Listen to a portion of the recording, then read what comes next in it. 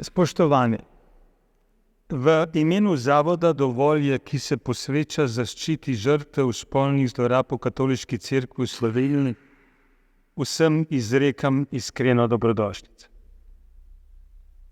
Med nami pozdravljam človeka, ki je svoje življenje zapisal o zaveščanju in izobraževanju o pomembnosti varovanja človekovega dostojanstva, tako v Katoliški cerkvi, kot tudi v celotni družbi.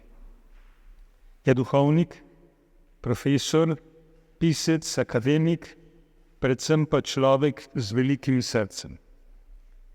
Hans, pozdravljen. Čemu je namenjeno to srečanje? Kaj je cilj pogovora, ki ga bo z gostom vodil Novica Mihajlović, časnik slovenskega dnevnika Delo? To je človekovo dostojanstvo v Katoliški cerkvi, dejstva in dvomi ob spolnih zlorabah. Katoliška cerkev je varovanju človekovega dostojanstva zavezana kot pričevalka Kristusovega nauka. Dostojanstvo ni zgolj pravica, temveč iz nje izhajata tudi dolžnost in odgovornost ravnanja vsakega od nas. S privilegijem odgovornosti, še posebej teh, ki imajo moč vodenja in odločanja. Žrtve preživeli spolnih zlorab, ki so jim zlo storili predstavniki cerkve, najpogosteje naletijo na zid molka, manipulacij, spreneveda, zavajanj, izmikanj, poniževanj in utrujajočega birokratskega ravnanja v postopkih, ki problemov stisk in krivic ne rešujejo, temveč povzročajo nove rane, stigmatizacije in preobračajo krivdo storilca v žrtvo. Nakopičeni so dokumenti, izrečene so bile obljube in posamezna opravičila voditeljev cerkve. Žrtvam pa kljub temu niso bila naklonjena dejanja pravičnosti, s čimer bi bil postavljen temelj preventive preprečevanja nadaljnjega zla. Vse je ostalo pri ustaljeni praksi. Zaradi realnega stanja je dvom potreben, ob njem pa je nuja uvideti dejstva s skrbnostjo, da je in bo varovanje človekovega dostojanstva potrebno, nujno in dejansko uresničljivo. Hansom je med nami na željo Zavoda Dovolj. Aktivizem, ki ga pripisujejo članom Zavoda Dovolj, je odločitev, da si prizadevamo za spremembe na bolje, za učinkovitejšo, močnejšo, dejansko zaščito temeljnih človekovih pravic, ustavnih pravic, predvsem pa za zaščito človekovega dostojanstva kot osebe. Člani Zavoda Dovolj svoje delo opravljamo popolnoma prostovoljno in neodvisno od kakršnikoli finančnih virov. Zahvaljujemo se tistim, ki naše delo podpirajo. Tu so črni baloni. Črni baloni so zamisel laikov, vernikov v škofiji Osorno na jugu Čila. Ta njihov simbol smo prevzeli zato, ker ponazarjajo prikrivanje, besedičenje in zaničevalen odnos do preživelih zlorab. Prisluhnimo sedaj kot uvod v pogovor pričevanje preživele spolne zlorabe.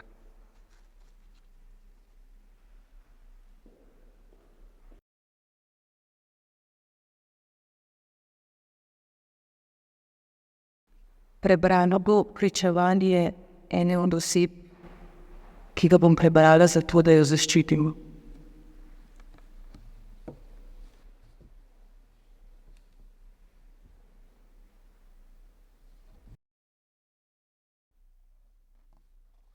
Minilo je mnogo let od zlorabe, ki je trajala 17 let. Moje sedanje življenje je ujeto v grozljivo preteklost, ki jo je zaznamovala zloraba strani duhovnika, ki me je učil v osnovni šoli verug, v srednji šoli pa me je povabil v svojo mladinsko skupino.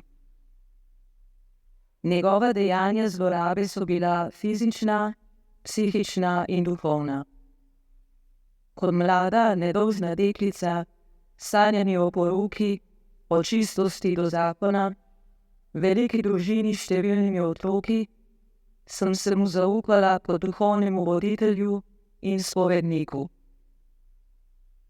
Po več kot 28 letih, odkar sem spregovorila in razkrila, kdo in kaj je z menoj počel duhovnik, še vedno doživljam grozljive trenutke, ko se preteklost pojavlja v obliki nočnih monj. Nikoli ne ve, kaj, kdo, kakšen dogodek ali karkoli drugega bo sprožil odziv v moji podzavesti in bodo nočne more spet prisotne. Kot sem že omenila, so bila njegova dejanja na področju telesne zlorabe grozljiva. Oblačiti se morala črno, rdeče, prosojno spodnje perilo, plesati pred njim in se slačiti, da se je njegov organ dvignil.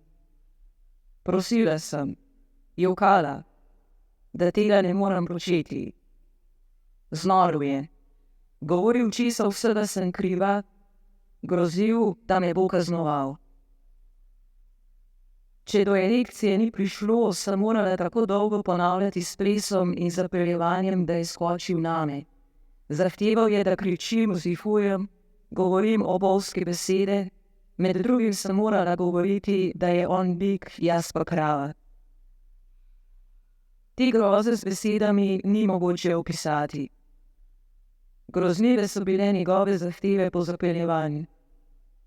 Zahteval je 3 pogledov. To je bil večkrat uvod v seks. Najprej je zahteval, da ga gledam kot nedolžna deklica, ki še ne ve, da so v življenju moški. Potem sem ga morala gledati kot zaljubljeno dekle, ki ga osvaja. 3 pogledi so morali biti pohvalni, usmerite sem se morala na njegovo mednožje in moral je doživeti erekcijo, če nisem bila pri tem dovolj dobra, je šlo vse od začetka. Kako naj to človek predela? Kako naj se moja duša pomiri? Bala sem se, da moje starše je popolnoma obvladal z lažmi. Ves čas je govoril, da sem jaz popolnoma nič in da je on iz mene naredil žensko. Jaz sem bila po njegovih trditvah, ki jih je neprestano ponavljal, le moka, raztresena, neuporabna. On je iz mene naredil krog. Večkrat mi je povedal, da če bom kdaj izdala najino zvezo, se mu lahko zmeša in me bo ubil. Govoril je tudi, da se lahko zgodi, da bi jaz postala kurba. Zato je rekel, da se moram poročiti, ampak da bo on odločil s kom. Nisem razumela, o čem govori. Spoznala sem sedanjega moža, ki mu ni bil všeč, vendar ga nisem ubogala. Možu, takratnemu fantu, je pisal pisma. Večkrat mu je tudi osebno rekel pogovor. Govoril, da pripadam najprej njemu, da sem mu za vse življenje dolžna. Od njega je zahteval in pričakoval, da mi v zakon daje svobodo, da bom jaz lahko z njim preživela po nekaj dni in mu pomagala pri njegovem duhovniškem delu. Fant takrat zaljubljen vame ni kaj dosti razumel, sploh pa ni jemal tega resno. Hvala Bogu. Po poroki se je njegovo psihično nasilje le še stopnjevalo. Nekaj časa sva z možem stanovala pri njem v župnišču. Njegove zahteve so bile grozne. Zahteval je, da imava spolne odnose, on pa bo na skrivaj gledal skozi omare, ki so ločevale 2 sobi. Ker tega jaz nisem mogla storiti, Mi je grozil s kaznijo, kričal, me obtoževal izdajstva. Z možem sva poiskala stanovanje v drugem kraju. Spet je grozil, da me bo kaznoval, da sem izdajalka, da sem mu dolžna vse, kar sem in imam. Nobene pravice nisem imela, da bi se karkoli odločila brez njega. Na obiskih, ko je bil prisoten tudi mož, je zahteval, da se oblačim izzivalno, pokažem prsi. Ker tega nisem storila, me je potem klical in grozil, da bom čutila slej kot prej posledice svoje neubogljivosti. Bila sem prestrašena. Prihajal je vedno bolj pogosto in ko sem bila sama doma s prvim otrokom. Do fizične zlorabe več ni prihajalo, ker sem se branila z otrokom. Mož mi ni česar slutil. Zbolela sem za težko neozdravljivo boleznijo. Ob nekem obisku, bila sem sama z otroki, obiskoval me je, ko moža ni bilo doma, je vzel na ročje ščirkico, staro 3 leta. Otrok se ga je zelo bal. Tudi v naročje jo je vzel na silo. Jaz kot mama nisem upala nasprotovati. Potem se je približal z jezikom proti vratu, kot da je hoče lizati. Takrat sem utrpnila in po njegovem odhodu sprejela odločitev. Spregovorila bo in naj se zgodi karkoli. Povedala možu. Pričakovala sem, da me bo mož zapustil. To se ni zgodilo in začela sva skupen boj. Prvi teden je bil grozljivka. Vse noči so bile boj med menoj in zlorabiteljem. Mož ni mogel dojeti, kaj se dogaja z menoj. Vse noči je prebedel z menoj. Prebujala sem se, prepričana, da mi je zlorabitelj klal sekiro. Prepričevala moža, da naj kliče rešilca, ker bom skrvavila. Moja bolezen je močno povezana s stresom. Pogovarjala sem se s svojim revmatologom, ki je potrdil, da je bolezen izkruhnila zaradi velike travme. Bolezen, ki me spremlja že 28 let, napreduje. Na mojem telesu vnetje kože zajema že več kot polovico telesa. Po mnogih poskusih zdravljenja, menjave terapij, mnogih hospitalizacij, se stanje ne umirja, ampak slabša. Velikokrat sem bila precej blizu smrti. Bolečine, srbenje, pekočina, skelenje, s tem moram živeti vse dneve in noči. Nikoli nisem mislila, da lahko človek prenese toliko bolečine in si še vedno želi živeti. Seveda je moja volja do življenja globoko povezana z otroki in možem. V cerkvi sem kot mlada deklica iskala Boga. Našla pa sem hudiča, ki si je odel duhovniško oblačilo. A Bog me je našel. Brez te osebne vere v Kristusa ne bi zmogla preživeti. A kljub tej veri velikokrat kriči moja duša. Zakaj?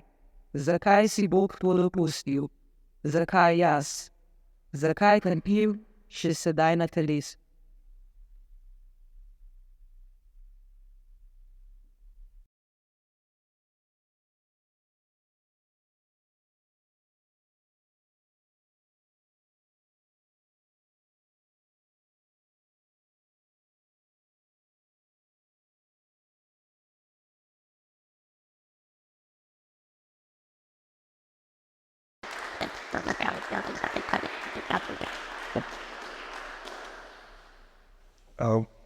Najprej, če se rado pravičil, ko sem zamujal, bil sem v objektivu razvan medijega stej. Razlagam še on, pač od blizu sem spoznal slovenske bravzlo še in.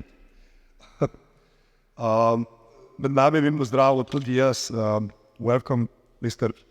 Zollnerjem. Daj se opraviček v govoru z gospodom v angleščini, kdorkoli ima kako željo prekiniti, da dvigne roko, pa bomo pojasnili to slovensko, potrudili se bomo to nekako speljati. In seveda na koncu vprašanje. Ampak jaz bom začel z vprašanjem, ker sem pač videl. In a way, I was lucky to be with Janez in Asunción last year when you attended that conference on protection. And I hoped to talk to you after the conference, but you just disappeared. And Janez and me were talking about where is Hans? And soon after that, we realized that you stepped down from the Commission of Protection of Minors in Vatican.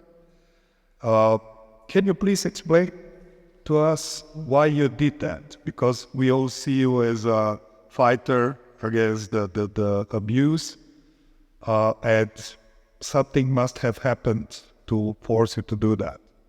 Can you please do that in short? Couple of sentences. Thank you.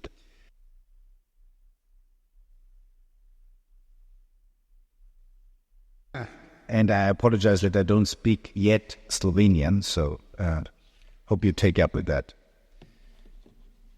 There was not one single moment that made me step down, but there was over the previous 2 years.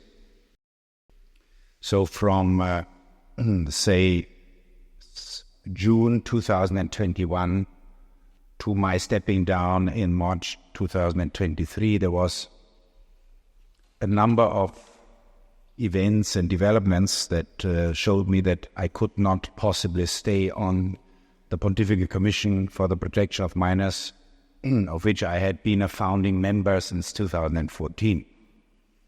In short, it was because the principles that we have been fighting for and that have been also part of the Child Protection Summit in 2019 that I was organizing in the Vatican were not applied to the Commission itself as I saw it and as I continue to see it.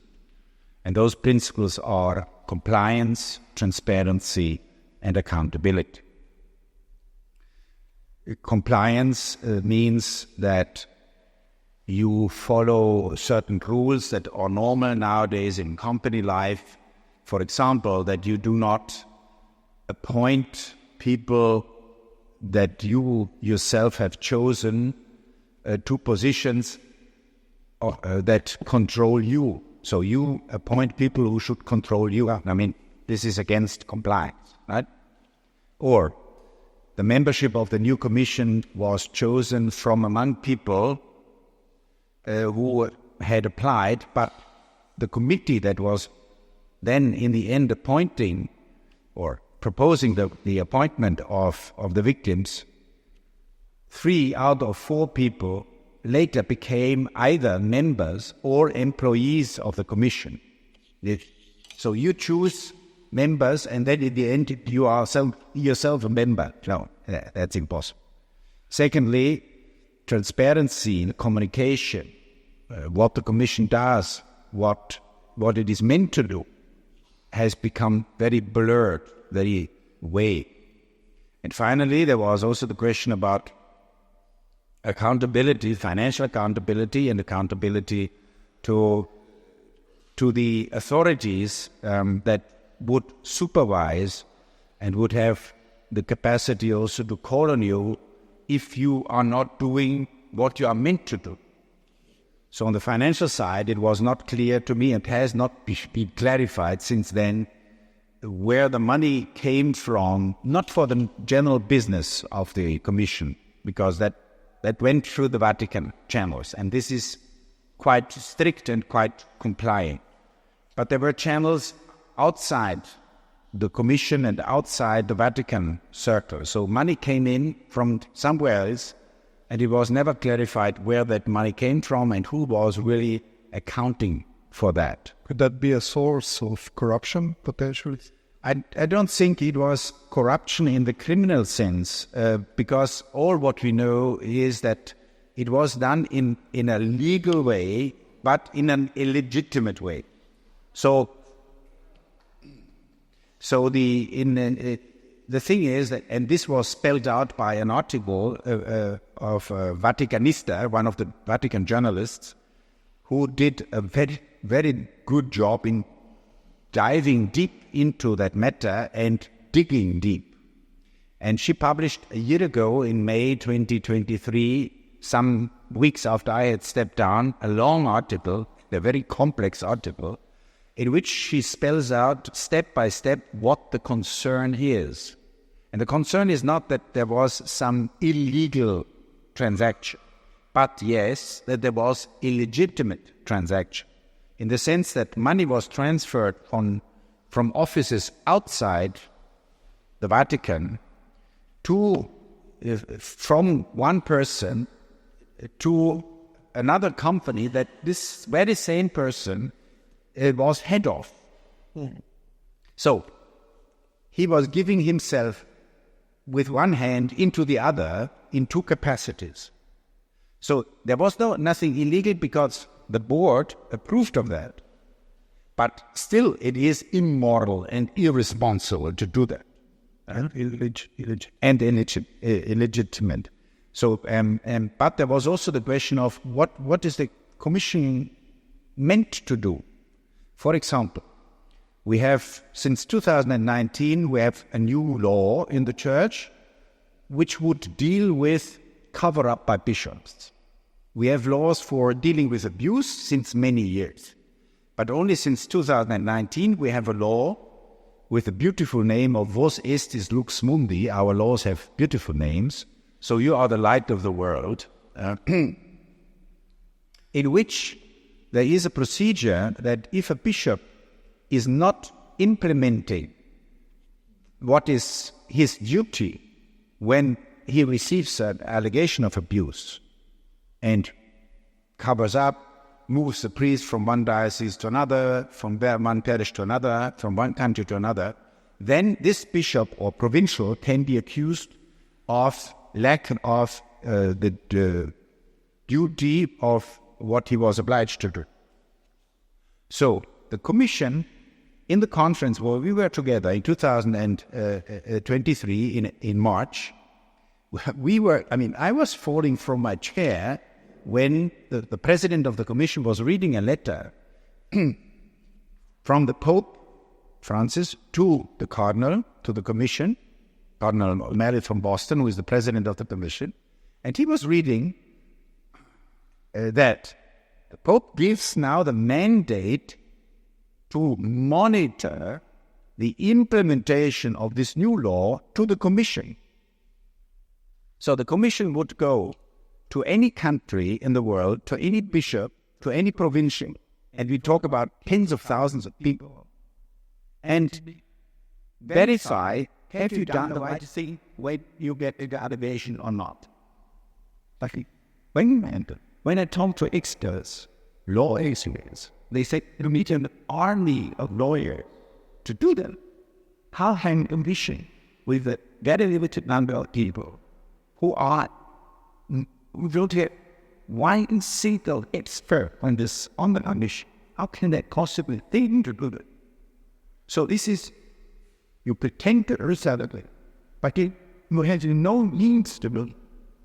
And I could not possibly staying at that because this goes against my conscience. Therefore, I asked the Pope to allow me to sit down. And actually, I had done that before March 30th. I was there on 12th of January, my sister's birthday, I saw the Pope, and I asked him to explain my reasons. And then he allowed me to step down. So, a long answer for a short question. Okay, thank you.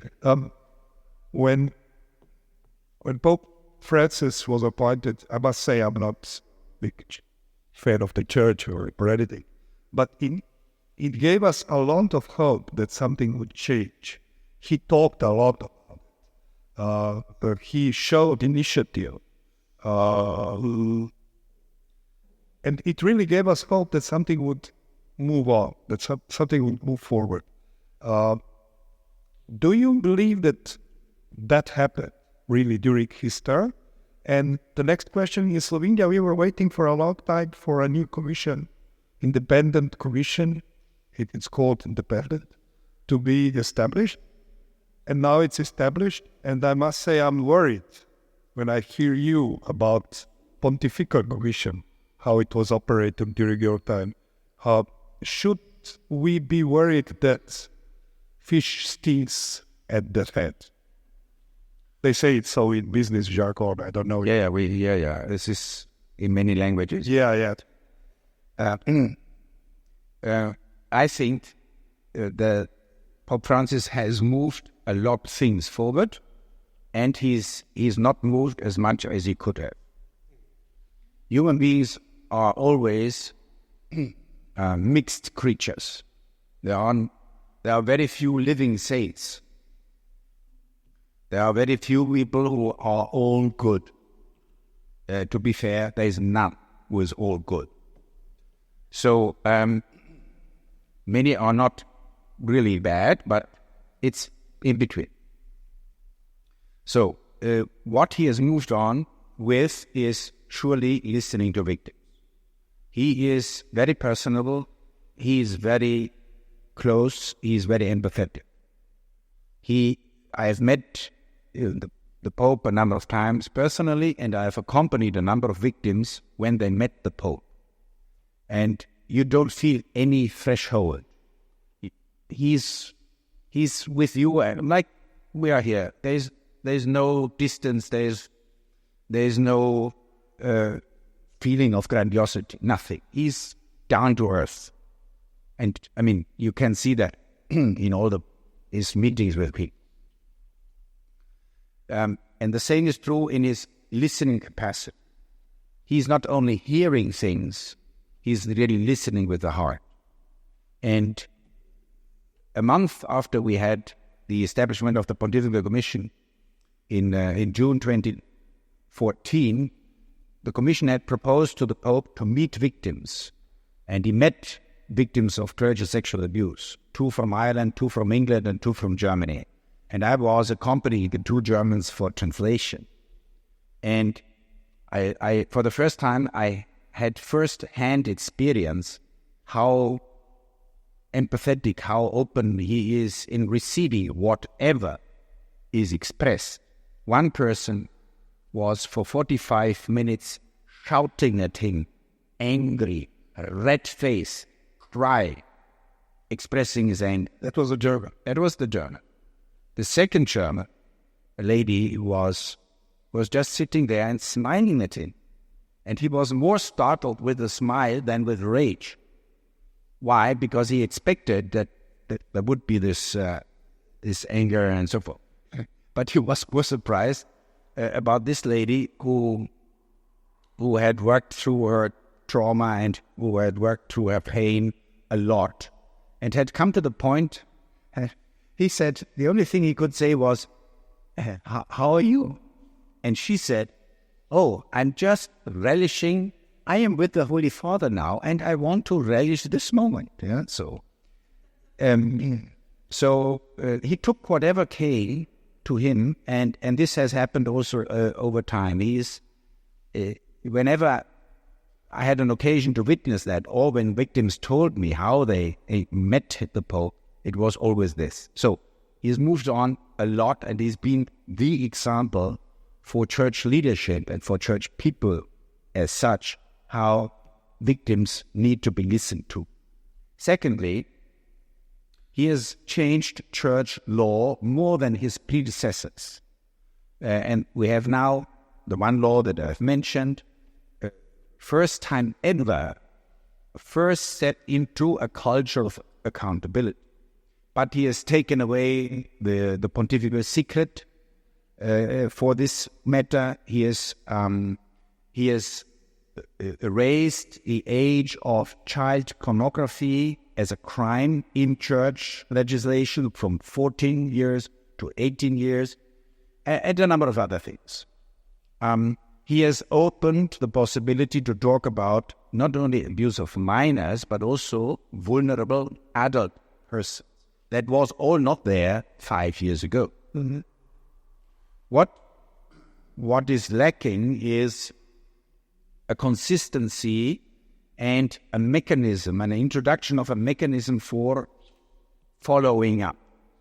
So we have everything we need to punish perpetrators, to stop abuse, to support victims, to be with victims, to punish, cover up bishops and provincials. We have everything there. It's all written.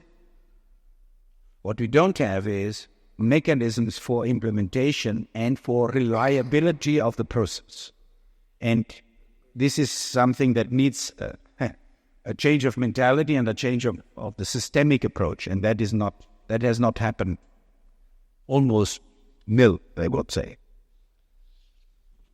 When I was listening to Emma reading the testimony and reading other testimonies of survivors of abuse, I always wondered, all those are wounded people, deeply wounded people. Can you heal that? How can you ever heal? In your experience, the most important consideration for answering that question is that every single person is different. There is no response that would fit for everybody. That is true for all of us, but that is also true for victims of any type of trauma and any type of abuse. Secondly, there are, from a psychological point of view, there are certain conditions that help healing. For example, how your character is, how your inborn resilience is. And that is not something that psychology can explain very well. We are born with certain, let me say, strengths and limitations.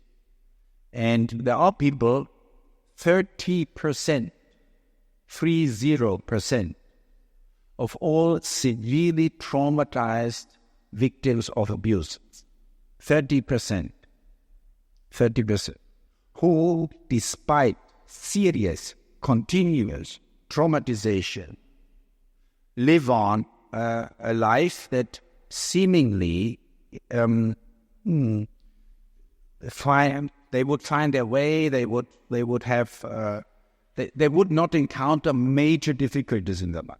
30%, and the only thing that psychology can say about that is that they don't know how to explain that really, because there is a magical word in psychology that is called resilience to explain that, but resilience doesn't explain much. It shows only that some people have, for whatever reason, have more possibility to move on. The other elements for dealing with abuse are how fast you can report abuse to somebody who listens to you and supports you. How much time you have been alone versus when could you finally find somebody with whom you can share that. So in general, but again, this is individual for everyone, but in general, the sooner you can share your traumatic experience with a person of trust and confidence, the less severe the hurt will be. Then, what is the social context as such? Do you fear much shame when you share your experience in public, with your friends, with your family, with your colleagues? The less shame you need to feel, the more positive outlook there is. Then, of course, in the follow-up, what response do you get from the person who has abused you, or the institution that the person who is abusing you or has been abusing you stands for? So another element of this is how much confident and how much content you are in the response that you get from the perpetrator and from the institution the perpetrator represents. Now, in our case, the church. And as I've heard from many victims of abuse, they say that the sexual act and the sexual violence was not the worst. Much worse was the lack of response and adequate response from the church authorities once they reported or tried to report the abuse to the church authority. So, finally, healing is possible, but healing needs many conditions that help for that. And one thing needs to be clear. A wound that has been inflicted can close, but the scar will remain. There is no healing that would take away the past. What has happened has happened. And helping people to realize that this is something with which they will have to keep living for all lifetime is one of the difficult tasks in accompanying victims. I've seen everything. I've seen people who have come to some kind of closure and healing. And I am seeing people where the wound is still bleeding. So,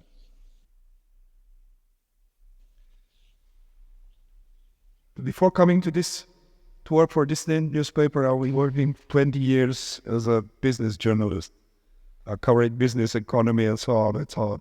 And I met a lot of whistleblowers from important companies that they were willing to share irregularities being done in their companies, their institutions, ministries, whatever,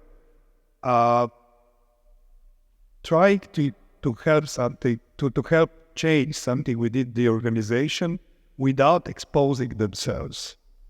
And when I tried to persuade them to give their name public, so the story would stand firmly, they all said, well, I'm not stupid to expose myself. And very often, it seems also in church, when you report an abuse of your superior, you actually expose yourself to a very strong institution. You expose yourself to, I don't know, possibility of being punished by God. And I remind myself of those whistleblowers who said, I'm not stupid, I'm not going to expose myself. Is that fear of being punished, being not heard, one of the main drivers for people to keep quiet for decades and the abuse they survive? When we talk about the reporting of abuse, I think you were referring more to those within the church system. Yeah, Not, of course. Of course, there are many and many more than we believe among priests and religious sisters who have been victims of abuse themselves. But they kept quiet. But, I mean, there are two things now, as I understand. Yeah. One is, I, as a non-victim, come to know about an abuse, and then the question, how much do I feel threatened by the institution or by possible punishment? Surely that has been always that has always been one of the deterrents to move on with allegations. Mainly, I wouldn't think punishment, but more of then you can forget about your career, your standing, and so forth. So funny. Yeah, In a way. yeah, but not an active. There isn't very little possibility in active punishment. And it's more leaving out people or defaming them. When it comes to the victims themselves, that has very often not so much to do with the fear of punishment of any kind, but the shame that is connected with speaking out the unspeakable, and that what is connected with coming to terms with one's own experience and all the diverse and contradictory feelings and experiences, plus the expectation that the institution would listen to me, but then you experience the contrary, the opposite. That fear has certainly been one of the major ingredients for people not speaking out.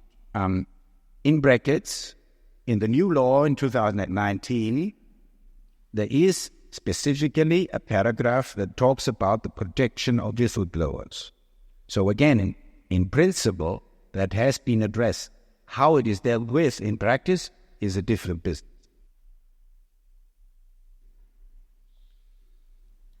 I know a couple here who had tough dealing with our church, trying to make clear what happened to their son, and they would say a lot about how can things go wrong. You know that exactly when you confront the authority. I always wonder, why don't you just go to the police? Please go to the police. This is the first thing. Yeah, well, of course. Why do we have to deal with the church? Right. Go to the police. Yeah. I mean, and where does the church or any other institution for that matter, I don't know, school, hospital, where do they take their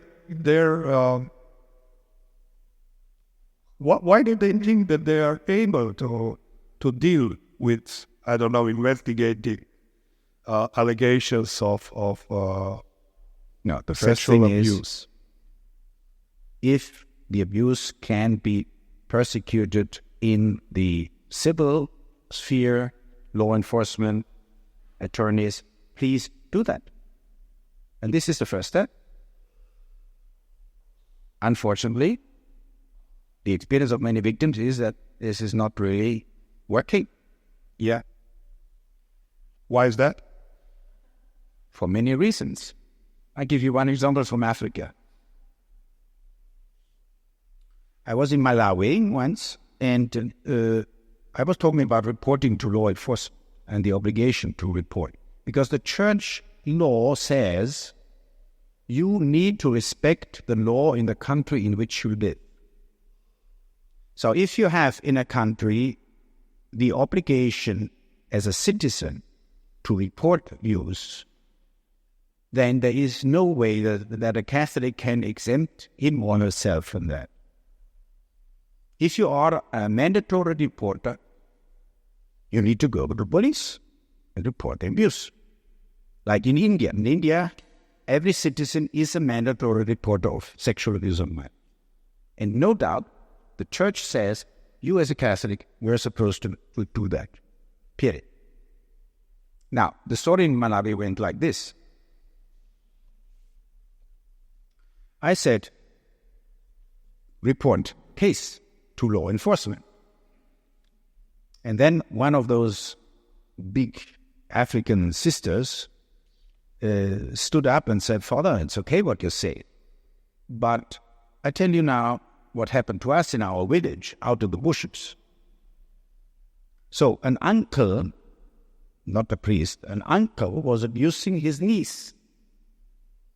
And the sisters saw that and reported the guy to the police. The police came and took him. They took him to prison. How long was he there in prison? Days, until he had paid enough bribe. Where did he go from there? Back home. And the life of the niece was hell. Our understanding of how the justice system works in most places of the world is not the truth. Because this is not a single case. This is reality. Apart from that, our law enforcement and our justice system, even in this country, I believe, is not trauma sensitive and trauma informed. I've heard so many victims of abuse who told me for the civil and for the canonical trial that they would never have reported it had they known what they are going through in the trial. Because they have to tell their story of abuse over and over again. And this is re-traumatizing when you have to tell the same thing in detail. Because the justice requires you to say what has happened, when, how often, and so forth. And this is going against the experience of the person who would need to be protected. So, and then sexual abuse is something that is very difficult to prove. By definition, sexual abuse happens in the dark, happens hidden, happens between two people, and there are no testimonies. So how do you, as you as a victim, how do you prove that? It's not like being hit by a car or something like that. So these are all things that make it difficult. Still, you need to report and you need to go down the line of justice in the civil and in the church context. For the church, we could go on now. This is a little of a seminar now on law and history, because I believe personally that the development of the church, Catholic Church over 2,000 years, and the civil power that the church had over centuries with the papal state and whatever you have, and all those abbeys and the bishops that did not only own a little bit of property, but were the lords of the land, I think historically that made for the development of a sort of parallel justice. And honestly, we have many cases of allegations of abuse that were reported to the state authority in Ireland, in Germany, in Italy. And the state authority didn't deal with those allegations when it came to allegations against clergy, because they were afraid of some consequences from the church's side. Irrational, but still there. So this is also an element that needs change of mentality, and that doesn't come in a year or 5. So in that sense, there's no big difference between Pahlavi, Ireland, or Sweden. I can say. I mean, I'm here now 50 hours I'm here. All in all, I can say. And the first you can. No, but honestly, the expectation that justice system does justice very often is quite naive.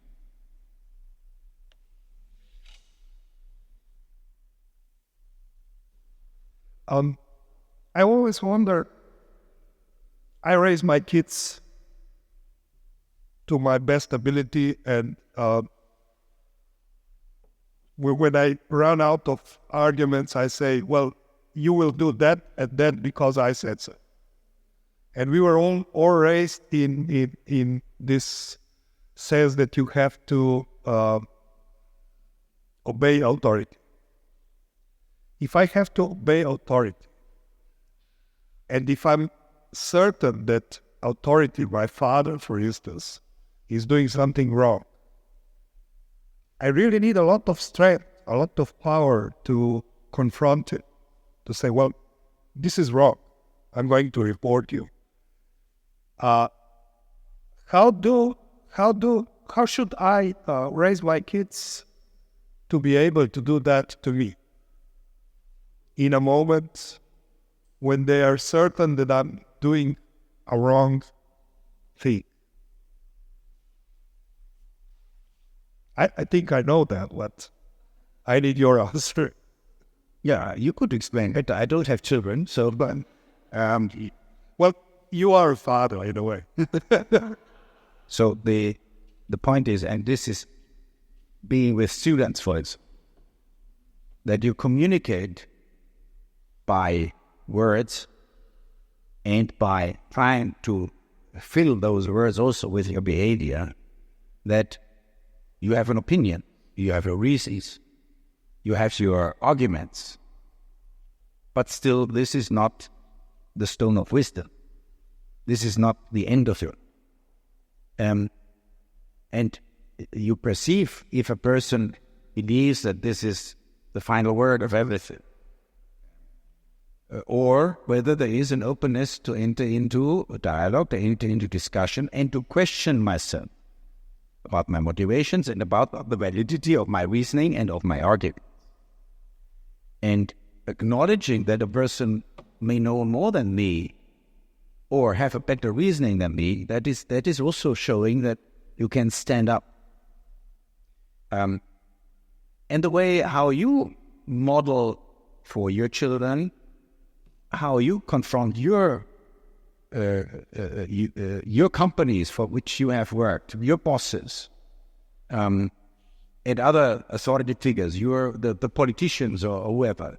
I mean, how you stand up to your own position and opinion, that models also, I believe, for your children, as I hope for our students, that they should become self-confident and critical and self-critical, with arguments, not only because I don't like this, or it's not what I thought. This is not an argument. You need to prove that. You need to show that. And you need to lead by example.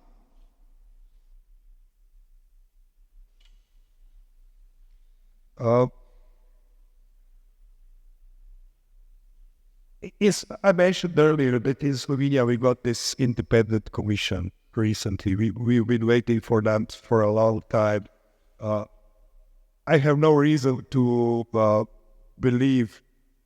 doubt that this commission is going to work in an independent way and so on, because I haven't seen any work so far.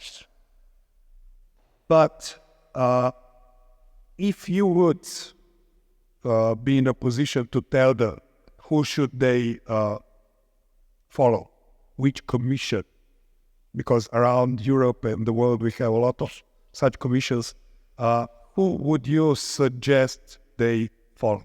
Which country's commission? Yeah, I mean, it depends a little bit on the scope, but the commissions with which I have worked over the years in Austria, in Portugal, in Spain, in France, were independent in the sense, of course, they were appointed by the church.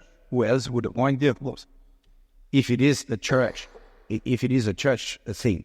In Spain, where I was in contact with the lead of the commission, they had also a state commission, that is different. But as I said, in Austria, 14 years ago, the commission was formed for dioceses and religious, and a lady, politician, the former head of government of Styria, of Steiermark, was appointed head of the commission. She chose 8 other people for the commission, Catholic and non-Catholic, socialist and conservative, psychiatrists and law professors and whatever. So, and they sat at the table for 14 years and had heard all the allegations in the Austrian church, 1,500 or so of cases. They discussed, they came up with a verdict, not a juridical verdict, but we believe in this testimony and this allegation, and this victim should receive 5,000, 20,000, 25,000 euros plus therapeutic measures. Then they sent the report to Bishops' Conference, and the Bishops' Conference complied with the recommendation of the Commission. This is one more. And there was no interference from side of the Bishops' Conference. The Portuguese Commission was set up with a different goal. It was not waiting for the allegations, but reaching out to victims, a bit like the French did, or the French Commission, reaching out to victims, going to the diocese and receiving actively. The head was a child psychiatrist, a very renowned person who was renowned because he had led an investigation 20 years earlier in a very, very ugly case of child abuse by politicians in his country. A very famous case, 2001, with high-level politicians abusing children from an orphanage. Yeah? So he was known for that work. So the bishops appointed him, and he was at a certain point, he was calling me, he's a good friend of mine, and he was calling me and I said, I'm stepping down tomorrow. If they don't let me work as I wish. And I said, okay, if that is your decision, and then you need to step down. He got his way, and the Commission was able to deliver the message without, I'm sure, if there had been the slightest attempt of interference in method, in working, and in presentation of the results, he would have stepped down, and it would have created a huge scandal. Yeah? So there are all kinds of purposes for this type of commissions, and you would need to see what could be those models. And by the way, I when I came here 2 days ago, I learned about the establishment of the commissions. I did not know, and I have no idea about who the members are in this country and what type of statutes they have. I have no idea, so I don't know about that. I mean, I don't know either much about that commission. We need to see their work before we would be able to evaluate them or say anything about them. Obviously, it comes down to a person, to a strong man in the right position or a woman in the right position in order for an enterprise like this to be functioning.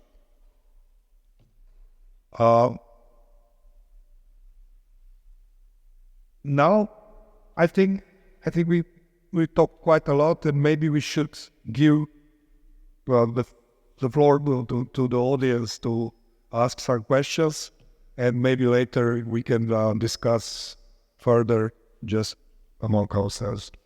Koda prosil, če ima kdo voli kakšno koli vprašanje glede tega do zdaj ali pa naprej, kar izvolite v Sloveniji.